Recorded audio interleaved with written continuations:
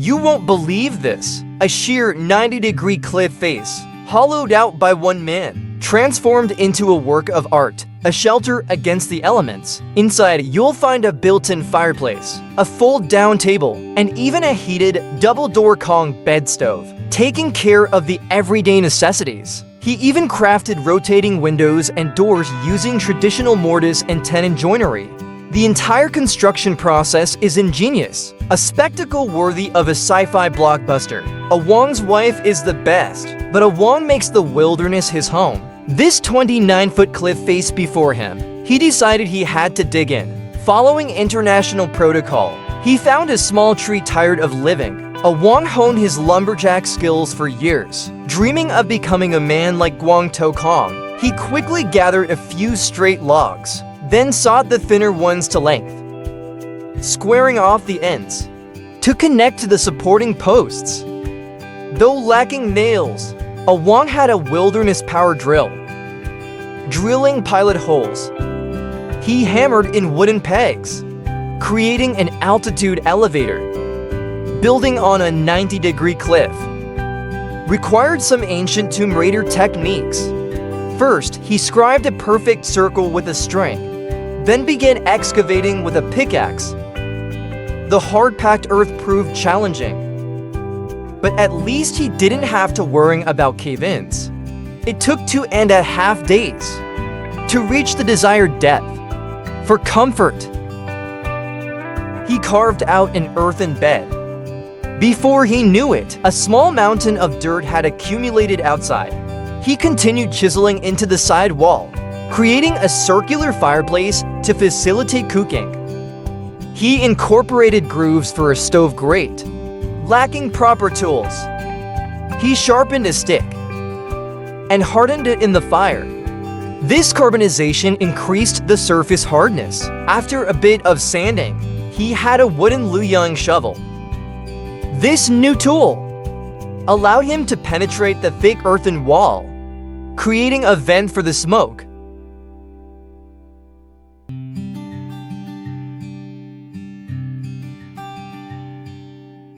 Next to the fireplace, he dug a space for firewood.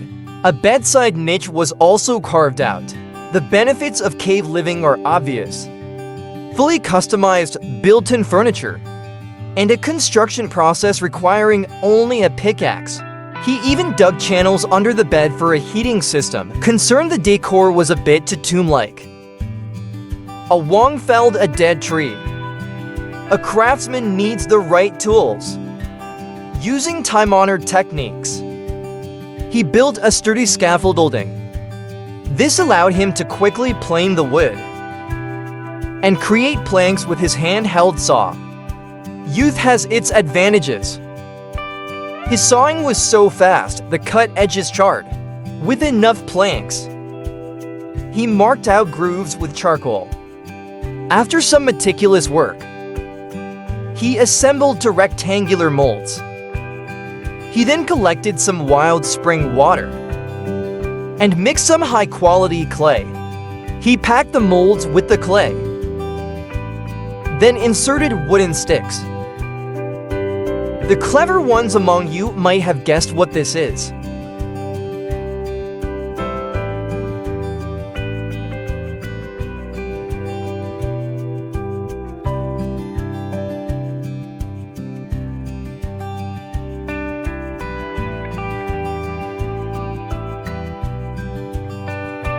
While the clay dried, a Wong gathered thin branches. These were for building the chimney. Inserting the branches into pre-drilled holes, he formed the chimney frame. He then wedged branches between the frame members, creating a lattice structure. He then covered the whole thing with clay. Even with simple materials, a Wong makes the most of them, achieving impressive results. Who wouldn't love this wilderness man?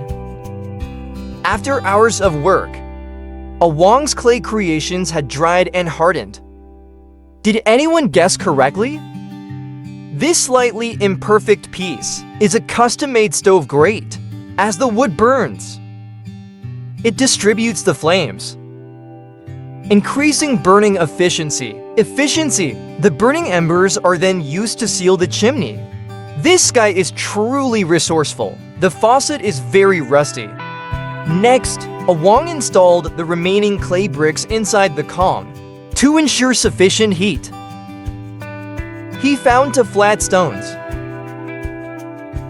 He squared off their edges with an axe.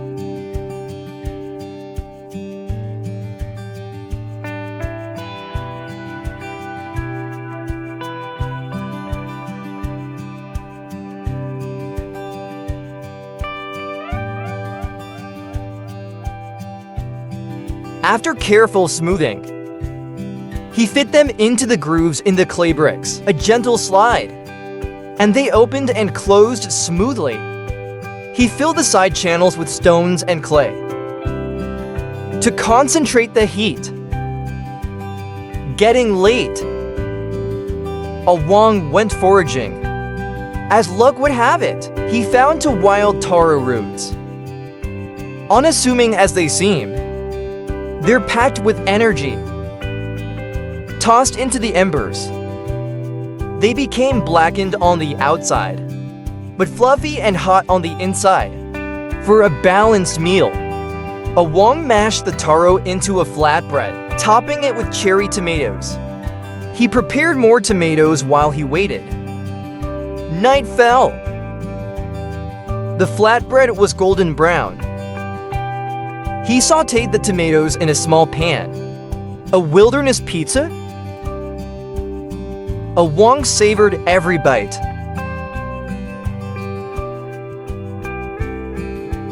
Without a door, the shelter grew cold. Thankfully, he had the calm. Its clever design quickly warmed the space. No more chills. But the vibe was still a bit off. The next morning, Awang rose at 5 to 70. The bare earth walls weren't ideal, so he decided to upgrade the shelter. He gathered bark from fallen trees. He collected several bundles. This guy was resourceful. Back at the shelter, he burned the bark, creating wood ash for building. To filter out impurities, he gathered vines. He reassembled the molds and wove a mesh to fit. He repeated the process, making the mesh as fine as possible. He secured the mesh to the frame. These simple steps produced fine filtered ash. Like grandma climbing stairs, slow but steady. Impressive. He poured 180-degree spring water onto the ash, mixing it thoroughly by hand. He achieved a thick paste, then shaped it into balls, like lion's head meatballs. He fired the balls in the fire. The high heat transformed them into lime. This took time, so Awang searched for other building materials. This mound of earth was special. Ants had nested within it, giving it a fine, dense texture. The ant's saliva acts as a binder. This earth makes a good wilderness cement substitute. The lime balls were ready. He crushed them. He mixed the powder thoroughly. He added spring water at a 1:3 ratio. It had the consistency of cement, perfect for covering the rough walls. Just what he needed.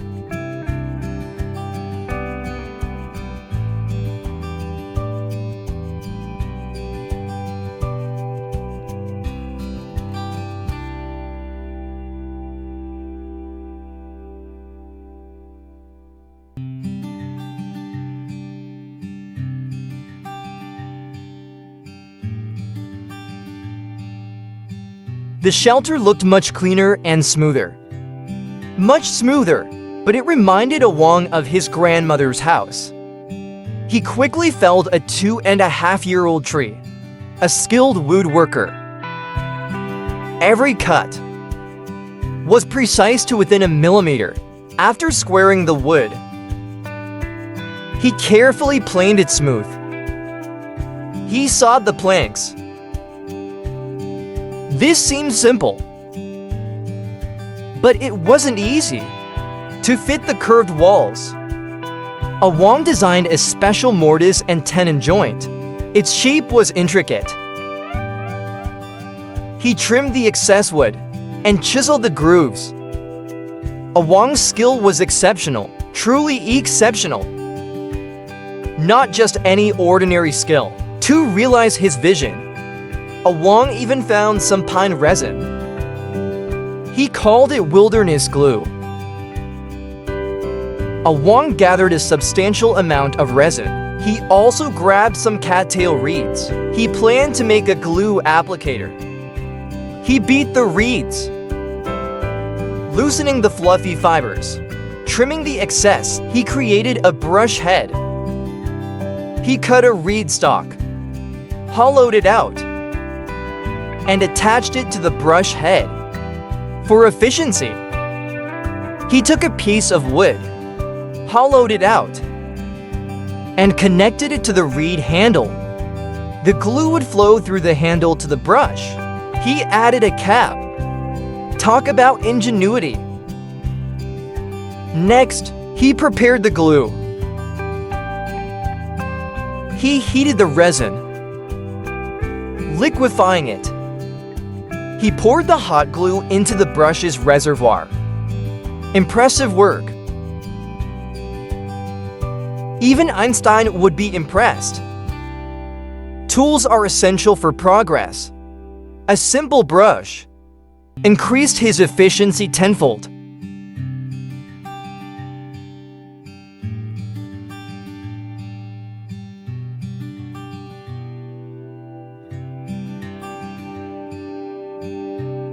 Then, he attached the planks to the walls. The interlocking design secured the planks tightly and accommodated the curved walls. A perfect fit. The precision was satisfying.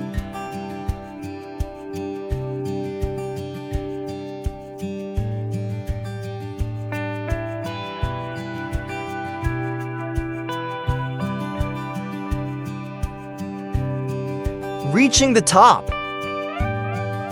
gravity became a factor.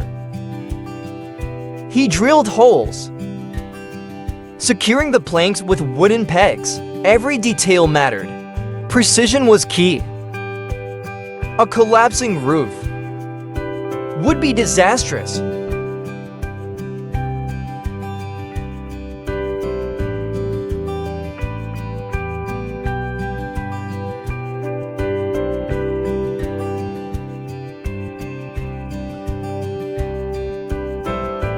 With the last plank in place, the interior walls were complete.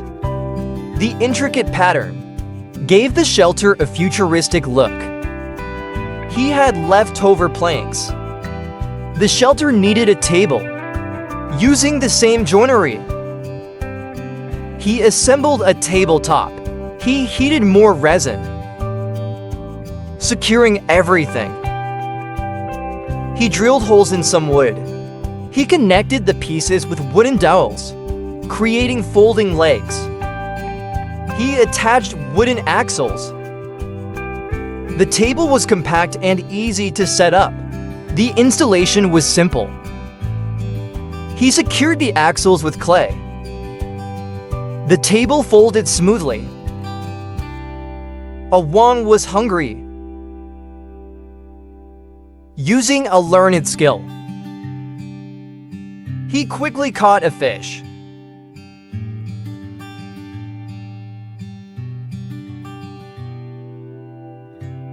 He cleaned the fish. Precision was key. He opened the table. He scored the fish. He seasoned it. He smoked it.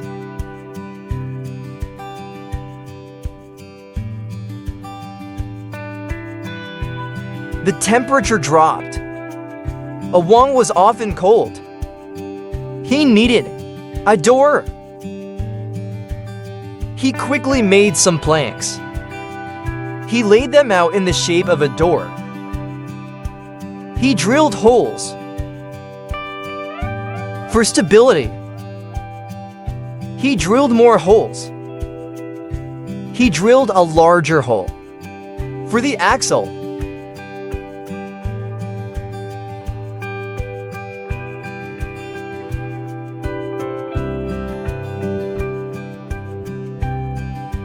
Making a circular door by hand was a complex process. He built a square frame,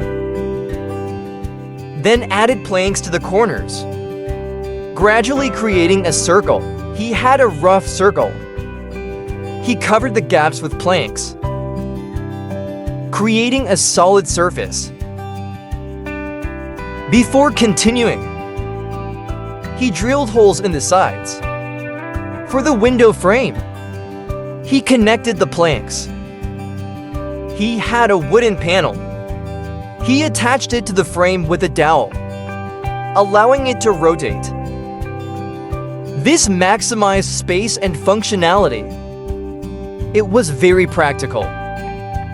For added strength, Wang inserted wooden pegs.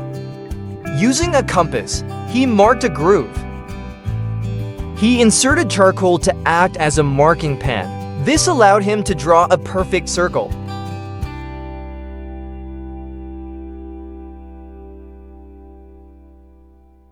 He sawed off the excess. Wang's skill was impressive, absolutely masterful. A true masterpiece. Next came the installation. Thanks to his precise work, the installation went smoothly. The structure fit perfectly.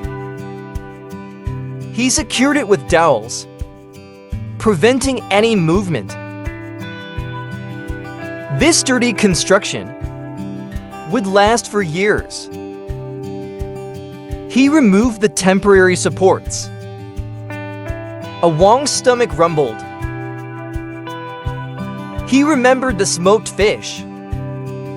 It was golden and crispy. It smelled delicious. Refueled, he started on the door. As usual, he drilled holes for the joints. He secured them with wooden pegs.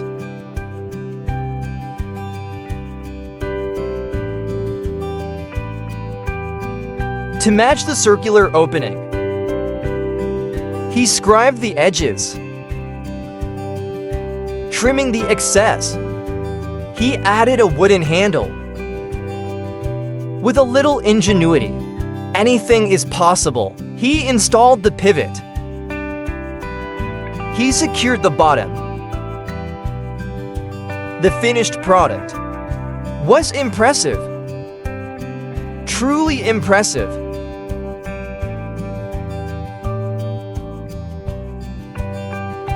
This high-tech shelter needed a stylish staircase. He cut the planks to shape. He made 4 of these pieces. He added wooden supports between 2 planks, securing them with dowels. He repeated the process. He inserted shorter planks into the gaps. He drilled holes at each joint. He inserted dowels. The folding design was remarkable, no nails required. To further enhance his living space, Wang split a log into 4 pieces. He removed the center and reassembled the pieces, creating a candle mold. He acquired some beeswax. He melted the beeswax and poured it into the mold.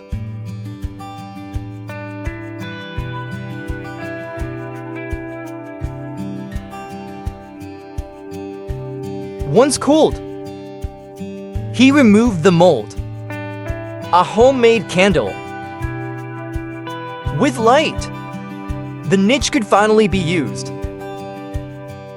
After a month of work, Awang had a complete home. Ever inventive, his cooking was equally creative. He pounded pork into patties.